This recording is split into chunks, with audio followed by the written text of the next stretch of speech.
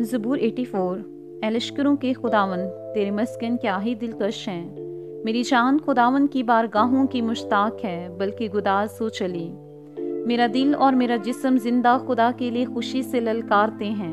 ए लश्करों के खुदावन, ए मेरे बादशाह और मेरे खुदा, तेरे मजबों के पास गोरिया ने अपना आशियाना और अबेल ने अपने लिए घोंसला बना लिया, जहाँ वो अपने बच्चों को रखें। मुबारक हैं वो जो तेरे घर में रहते हैं, वो सदा तेरी तारीफ करेंगे। मुबारक है वो आदमी जिसकी कुव्वत तुझसे है, जिसके दिल में सायून की शाहराहें हैं। वो वादी बुका से गुजर कर उसे चश्मों की जगह बना लेते हैं, बल्कि पहली बारिश उसे बरकतों से मामूर कर देती है। वो ताकत पर ताकत पाते हैं। उनमें से हर एक सयून में खुदा के हजूर हाजिर होता है।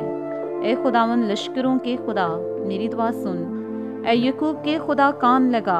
ए खुदा, ए हमारी सिर पर देख और अपने ममसू के चेहरा पर नजर कर, क्योंकि तेरी बारगाहों में एक दिन 1000 से बेहतर है।